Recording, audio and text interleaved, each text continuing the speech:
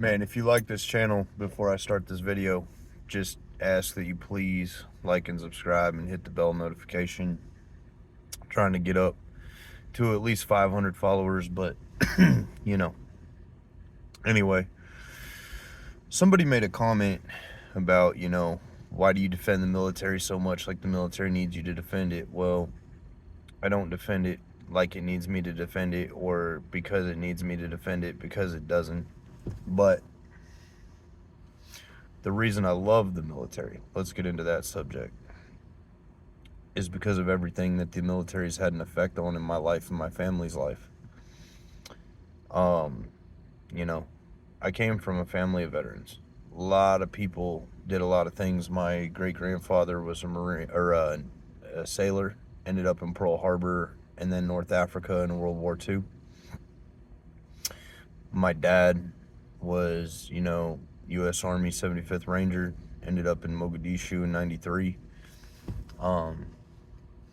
My aunt was in the Marine Corps and was there when they kicked open the doors to Iraq and started doing all that kind of stuff, and from the time I was a little kid, when I was sitting in 6th grade, I watched 9/11 happen. I really had a drive to join the military. Now, as I got older, started turning down some bad paths I shouldn't have and started kind of turning away from it. But luckily,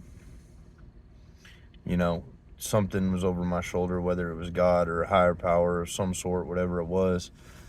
And I got drawn back to it when I was 20 years old,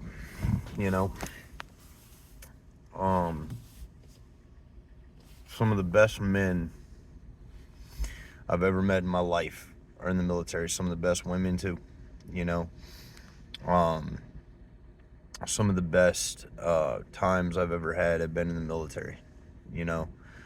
Believe it or not, some of the most fond memories I have with my friends is overseas. And you got stuff going on, you're right in the middle of the shit, but there's a lot of good memories to be had too.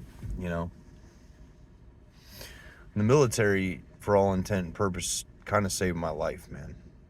I was going down a really bad road, and I probably wouldn't be sitting here today to talk to everybody if, I hadn't made that choice.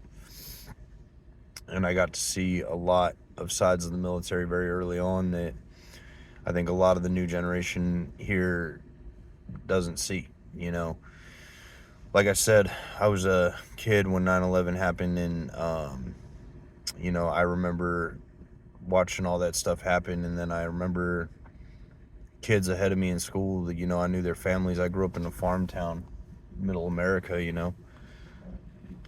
older kids joining the military and going away and watching them come back different, hearing some of the stories. A few of them came back dead, I remember I joined in April 27th, 2010. I can't remember a lot of shit, but I'll always remember that date when I swore into the Army. And then I remember 2011, not even a full year later, when they killed bin Laden. And even though it was SEAL Team 6 and all them dudes, man, it felt like a true victory for all of us who had seen what this man did, the carnage he carried out and all those years of war that occurred afterwards. It felt like a victory for everybody. People in the military think different, man. There's bad people like there is anywhere, but the brotherhood, the love, that's real shit. That's what's kept me in. These people, they'll have my back no matter what. My marriage has been in trouble a few times. They've stepped in and helped, need help with a bill or, kids or whatever else. You've fallen on hard times. These guys are going to be there for you. You're going through depression and, things like that. I mean, whatever, dude. These guys, you're their brother, and they mean that literally. There's guys in the military I'm closer to than my own family, and I always will be. And then there's just the excitement of it, man. I mean, there's that too. I mean, think about it.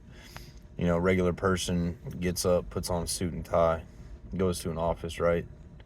Man, when I went to work, I put on this uniform, picked up this rifle, climbed in the back of a Bradley tank, and rolled out. you know, to do some crazy stuff, man, that's scary, but at the same time, it's exciting, you know? The sense of adventure doesn't stop. Got to see a lot of the world that I never would have seen before. Dude, there's places in the Middle East that are beautiful. As tore down of a bunch of countries as the Middle East is, there are some places that are beautiful. I truly enjoyed my time in Kuwait. Jordan has amazing things about it, you know.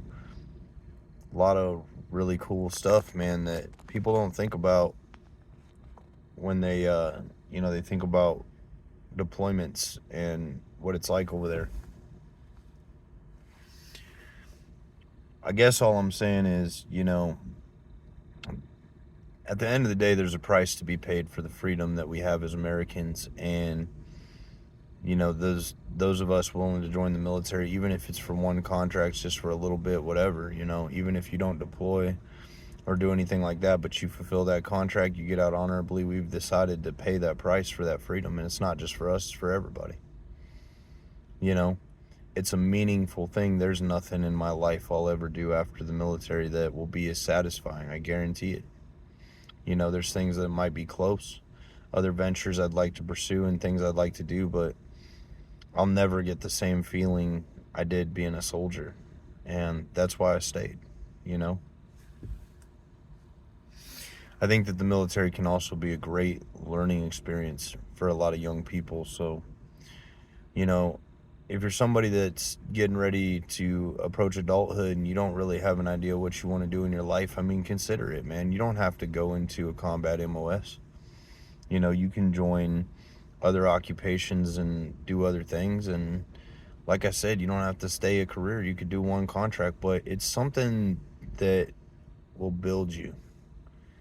It's something that will do things for you you may not see or appreciate till you're older, but it will. So that's why I love the military. That's why I talk about the military so much. But anyway, man, I hope y'all have a good night. And I hope y'all enjoy this video. Like I said, if you could leave a thumbs up, hit like, you know, bell notification, whatever else, just support me, man. You know,